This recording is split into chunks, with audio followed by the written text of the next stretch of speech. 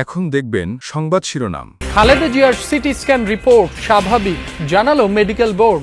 শারীরিক অবস্থার উন্নতি হলে নেওয়া হবে লন্ডন, চিকিৎসকদের সিদ্ধান্তের অপেক্ষা।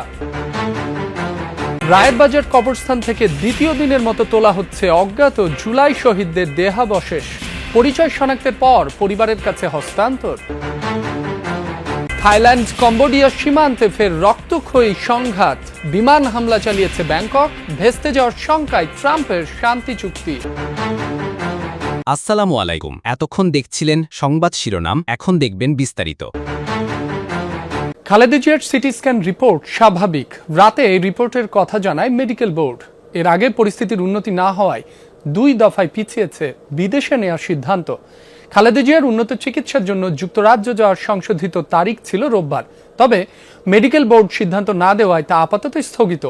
বিএনপি মহাসচিব বলছেন চিকিৎসকরাই সিদ্ধান্ত নেবেন এ ব্যাপারে। আপাতত এভারকেয়ার হাসপাতালে চিকিৎসকদের নিবিড় পর্যবেক্ষণে রয়েছেন বিএনপি চেয়ারপারসন। তার চিকিৎসার এই কর্মযোগ্য তত্ত্বাবধান করছেন দলের ভারপ্রাপ্ত চেয়ারম্যান তারেক রহমানের স্ত্রী ডাক্তার জুবাইদা রহমান। তার চিকিৎসার জন্য সব রকম ব্যবস্থা নেওয়া হচ্ছে। আমাদের ভারপ্রাপ্ত চেয়ারম্যান মহোদয় নিজে তিনি মনিটর করছেন। জাতীয় এবং আন্তর্জাতিক পর্যায়ের অত্যন্ত বিশেষজ্ঞ পর্যায়ের চিকিৎসকেরা তার চিকিৎসা করছেন। বিদেশে নেওয়ার বিষয়ে যদি বলি, এয়ার অ্যাম্বুলেন্স এর মধ্যেই ঠিক করা হয়েছে। এয়ার অ্যাম্বুলেন্স কালকে আগামীকাল সকাল 8টার দিকে শাহজালাল আন্তর্জাতিক বিমানবন্দরে আসার কথা রয়েছে এবং সেখানে সেই এয়ার অ্যাম্বুলেন্সের যে আসার শিডিউল সেটি পরের দিন ছেড়ে যাবে খালেদা জিয়াকে নিয়ে, এরকম একটি আয়োজন রাখা হয়েছে এবং এটির অনুমতিও নেওয়া হয়েছে বেসরকারি বিমান চলাচল কর্তৃপক্ষের কাছ থেকে। তবে খালেদা জিয়া যে কালকে বিমান আসলেও যে বিদেশে নেওয়া হবে সেটি এখন পর্যন্ত নিশ্চিত নয়, কারণ খালেদা জিয়ার অবস্থা গতকালকে তার সিটি স্ক্যান সহ বেশ কিছু চেক আপ করা হয়েছে। সেই রিপোর্টগুলো স্বাভাবিক, এবং স্বাভাবিক এই অর্থে অর্থাৎ পজিটিভ অর্থে স্বাভাবিক বলা হচ্ছে, অর্থাৎ বিগত তিনি হাসপাতালে ভর্তি হওয়ার পর থেকেই তার যে শারীরিক অবস্থা ছিল, ক্রমে গত 2-3 দিন ধরে এই অবস্থার অনেকটাই উন্নতি হয়েছে এবং কালকে রিপোর্টে সেই জিনিসটি একেবারেই কিছুটা হলেও আশার আলো দেখছেন এখানকার যারা মেডিকেল বোর্ডের সদস্য রয়েছেন তারা। সেই কালকে যে রিপোর্টটি দেয়া হয়েছে সেই রিপোর্টের আজকে সেই রিপোর্টগুলো নিয়ে মেডিকেল বোর্ডের যারা সদস্য রয়েছেন তারা আবারও বসবেন হয়তো কিছুক্ষণের মধ্যে। যিনি এই মেডিকেল বোর্ডকে সমন্বয় করছেন খালেদা জিয়ার পুত্রবধূ জুবাইদা রহমান, তিনি হয়তো কিছুক্ষণের মধ্যে এভারকেয়ারে আসবেন। তিনি আসার পরে এই রিপোর্টগুলো নিয়ে আবারও এই মেডিকেল বোর্ডের সদস্যদের মধ্যে আলাপ আলোচনা হবে এবং মেডিকেল বোর্ডের সদস্যরা বা চিকিৎসক যারা তার চিকিৎসায় নিয়োজিত রয়েছেন দেশি বিদেশি সবার সমন্বয়ে তারা চাচ্ছেন যেহেতু অবস্থার ধীরে ধীরে উন্নতি হচ্ছে, সেক্ষেত্রে বিদেশে না নিয়ে এখানেই যদি তাকে শারীরিকভাবে একেবারে সুস্থ করা যায় সেই বিষয়টিও বিবেচনায় রয়েছে। সেক্ষেত্রে বলা যায় যে একেবারে তাকে যে কালকে এয়ার অ্যাম্বুলেন্স আসলে বিদেশে নেওয়া হতে পারে সেটিও কিন্তু এখন পর্যন্ত নিশ্চিত নয়। সবকিছুই আসলে আমরা বিভিন্ন সূত্র থেকে খবর পাচ্ছি, যেহেতু পরশুদিন ব্রিফ করার পর কালকে ব্রিফ করা হয়নি তার শারীরিক অবস্থা নিয়ে, আজকে হয়তো সেই ব্রিফটি করা হবে। রায়েরবাজার শহীদ বুদ্ধিজীবী কবরস্থানে দ্বিতীয় দিনের মতো চলছে অজ্ঞাত জুলাই শহীদদের মরদেহ উত্তোলন প্রক্রিয়া। সকাল 9টার দিকে আন্তর্জাতিক ফরেনসিক দল সহ এই কার্যক্রমে অংশ নিয়েছেন সিআইডির ফরেনসিক দল।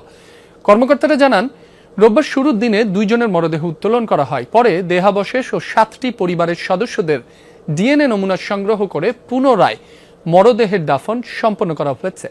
এই কার্যক্রম সময় সাপেক্ষ বলে জানান কর্মকর্তারা। মরদেহের উত্তোলন প্রক্রিয়া শেষের পর স্বজনদের থেকে সংগৃহীত ডিএনএ নমুনার সঙ্গে মরদেহের নমুনা মিলিয়ে তারপর হস্তান্তর প্রক্রিয়া শুরু হবে বলে জানিয়েছে সিআইডি। জুলাই আন্দোলনের মামলায় আওয়ামী লীগের যুগ্ম সাধারণ সম্পাদক মাহবুবুল আলম হানিফের বিরুদ্ধে প্রথম দিনের সাক্ষ্য গ্রহণ অনুষ্ঠিত হবে আজ। আন্তর্জাতিক অপরাধ ট্রাইব্যুনালে এর পাশাপাশি বিএনপি নেতা ফজলুর রহমানের আদালত অবমাননার অভিযোগের শুনানিও হবে। এছাড়াও জুলাই আগস্টে কুষ্টিয়ায় 6 জনকে হত্যাসহ মানবতা বিরোধী অপরাধের মামলায় হাসানুল হক ইনুর বিরুদ্ধে 4র্থ দিনের সাক্ষ্য গ্রহণ হবে।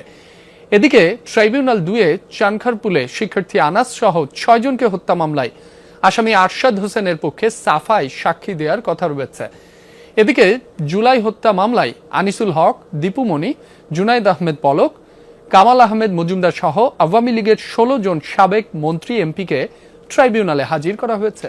পঞ্চদশ সংশোধনী বাতিল করে হাইকোর্টের রায়ের বিরুদ্ধে চতুর্থ দিনের আপিল শুনানি চলছে।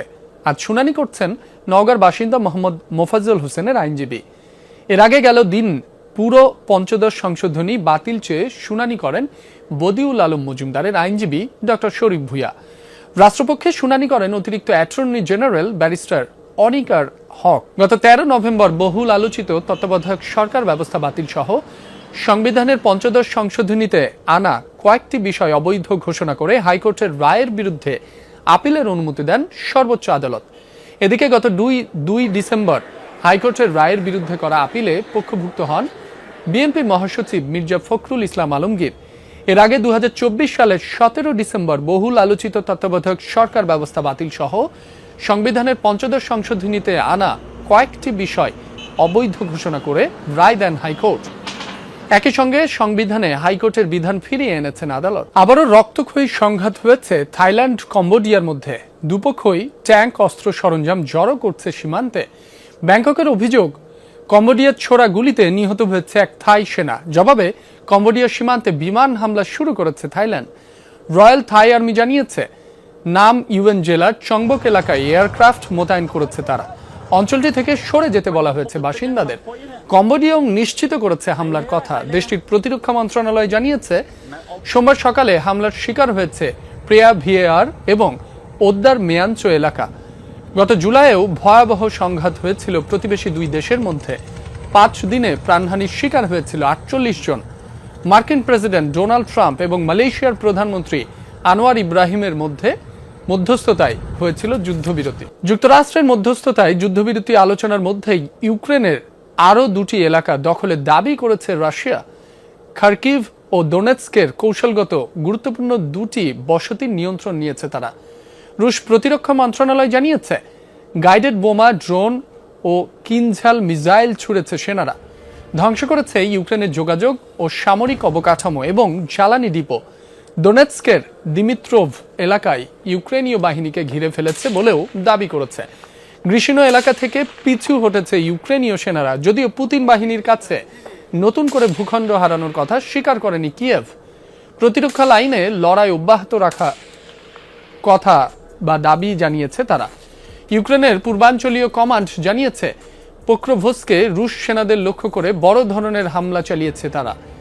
মির্নোরাদ থেকে পিছু হটেছে রুশ সেনারা। খার্কিভের একটি বাঁধ ঘিরেও রুশ সেনারা আটকা পড়েছে বলে দাবি কিয়েভের। অস্ট্রেলিয়ার সিডনিতে দাবানলের আগুন নেভাতে গিয়ে প্রাণ হারিয়েছেন ফায়ার সার্ভিসের এক কর্মী। তবে আগুনে পুড়ে মারা যাননি তিনি, মারা গেছেন গাছ চাপায়। সোমবার প্রকাশিত প্রাথমিক প্রতিবেদনে বলা হয় সিডনির 200 কিলোমিটার উত্তরে বুলাডেলা গ্রামে আগুন নেভাতে গিয়ে গাছের নিচে চাপা পড়েন ওই ব্যক্তি।